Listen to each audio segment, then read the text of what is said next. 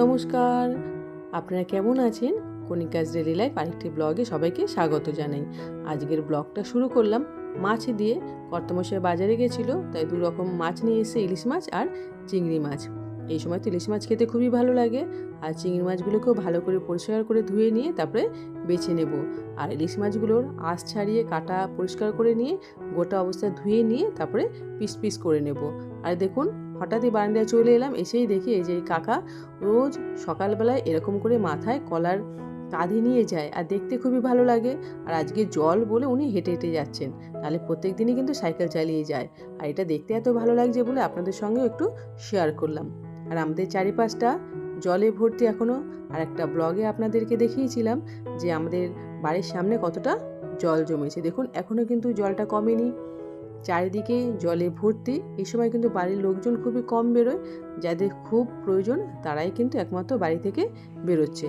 এই যে জলটা জমেছে মোটামুটি 3-4 দিন থেকে যাবে। আর ওটা এগুলো সকালবেলা ছবি, আর এটা হচ্ছে 10টা-11টার দিকে ছবি, কারণ এই সময় স্কুলের টাইম।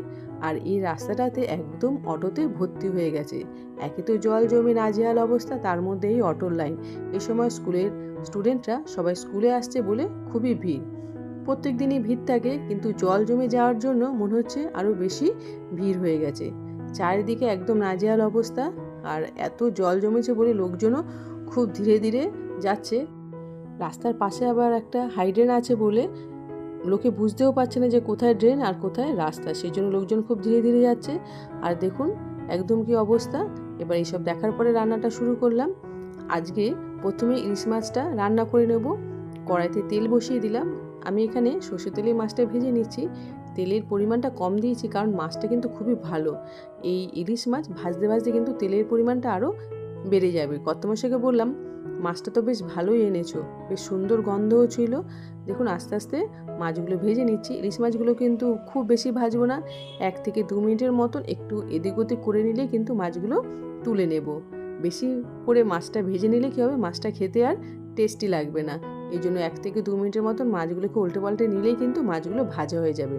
দেখুন এইভাবে সমস্ত মাছগুলো ভেজে নিচ্ছি। আর দেখুন তেলের পরিমাণটাও কিন্তু বেড়ে গেছে, সেই জন্য ইলিশ মাছ ভাজার সময় কিন্তু সবসময় অল্প তেল দিয়ে আপনারা ভাজবেন। এবার বাদবাকি মাছগুলো কিন্তু এইভাবেই ভেজে নিচ্ছি। এবার যে ইলিশ মাছের লেজগুলো রয়েছে ওগুলো আর ঝোলে দেবো না, কারণ ওগুলো ভেজে নেব। গরম ভাত দিয়ে ইলিশ মাছের লেজ ভাজাটা খেয়ে নেব।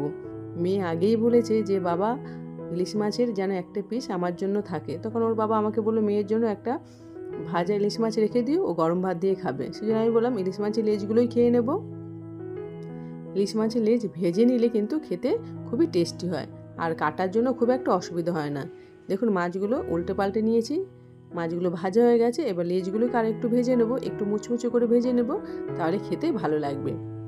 এবার ইলিশ মাছের লেজগুলো ভাজা হয়ে গেছে। এবার যে তেলটা রয়েছে, দেখুন তেলের পরিমাণটা কতটা বেড়ে গেছে। এখান থেকেও কিন্তু একটু তেল তুলে রাখবো গরম ভাত দিয়ে খাওয়ার জন্য। ইলিশ মাছ ভাজা তেল দিয়ে গরম গরম ভাত কিন্তু খেতে খুবই ভালো লাগে। এই যে একটা বাটিতে কিছুটা তেল তুলে রাখছি। এবার কিছুটা তেল দিয়ে ইলিশ মাছের এই তরকারিটা তৈরি করে নেব।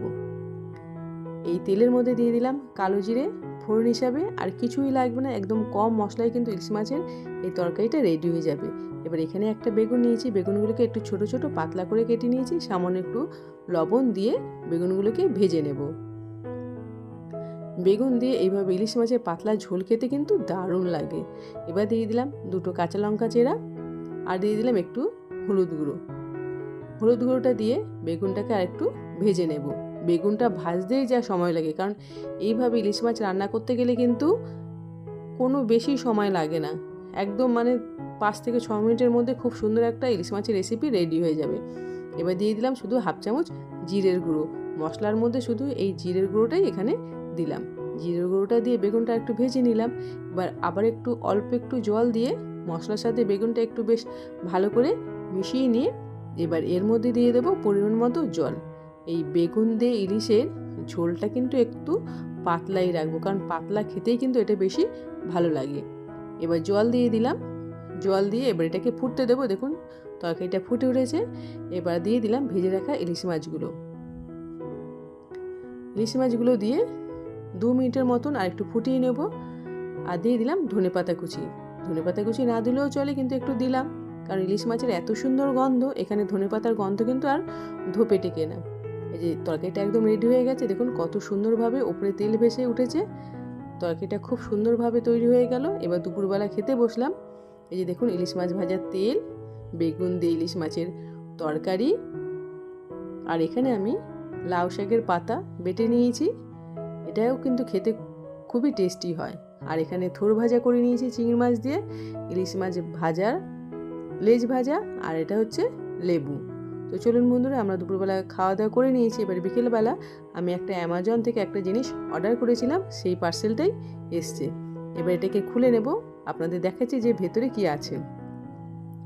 এই প্যাকেটগুলো এত টাইট যে হাত দিয়ে সহজে খোলাই যাচ্ছে না, যে খুব শক্ত প্যাকেটগুলো। এইভাবে আবার ভালো করে খুলে নিয়ে আমি জিনিসটা বার করছি। এর আগেও আমার কাছে এক জোড়া আছে, সেটা নষ্ট হয়ে গেছে বলে আমি ওর বাবাকে বললাম যে আমার জন্য আরেকটা অর্ডার দিয়ে দাও। এই যে সেই জিনিসটা বেরিয়ে পড়লো, এটা হচ্ছে গ্লাভস। কারণ এই গ্লাভসটা আমার খুবই দরকারি, প্রত্যেক দিনই কিন্তু সকাল দুপুর রাত্রেবেলা লাগে বাসন ধোয়ার জন্য। আর আমরা 2-3 মানুষ, কিন্তু এত বাসন হয় যে ধুতে ধুতে একদম হাত সাদা হয়ে যায়। সেই জন্য এই গ্লাভসটা আমি সবসময় ব্যবহার করি। আর গ্লাভস পরে বাসন মাজলে কী হবে, হাতগুলো বেশ সুন্দর থাকে। এর আগে যে গ্লাভসগুলো আমার আছে সেগুলো কিন্তু এত বড় না, আর এটা দেখুন একদম কত বড়, কোনোই পর্যন্ত একদম চলে গেছে। এটা ব্যবহার করলে কিন্তু হাতে একদমই জল লাগবে না, আর হাতটা একদমই শুকনো থাকে। আর এই গ্লাভস পরে মাঝে মাঝে একটা হ্যাবিট হয়ে গেছে। দেখুন দু হাতে দুটো পরে নিচ্ছি, আর আপনাদেরকে দেখিয়ে দিচ্ছি যেটা কত সুন্দর হয়েছে। মেয়ে কিন্তু এই ডিজাইনটা পছন্দ করেছে, কালারটাও কিন্তু ওই পছন্দ করেছে। এর আগেরটা ছিল আমার গোলাপি রঙের, আর মেয়ে বলছে অর্ডার দেওয়ার সময় যে মা গোলাপি রঙের আর অর্ডার দেবো না, গোলাপি রঙের তো তোমার একটা আছে, তুমি এই রঙটা নাও। আমি বললাম বেশ, দিয়ে যা ইচ্ছে, বাসন তো মাজবার, তো তেমন কিছু না। আর এটা দেখতে কিন্তু খুবই সুন্দর, উপরে কেমন আবার একটু ছাপা ছাপা আছে। তো চলুন বন্ধুরা, আজকের ব্লগটি এখানেই শেষ করি। আজকের ব্লগটি যদি আপনাদের ভালো লাগে তাহলে অবশ্যই একটা লাইক করবেন, কমেন্টস করবেন, বন্ধুদের মধ্যে অবশ্যই শেয়ার করে দেবেন। সবাই ভালো থাকবেন, সুস্থ থাকবেন, হাসি খুশি থাকবেন। পরে আবার দেখা হবে।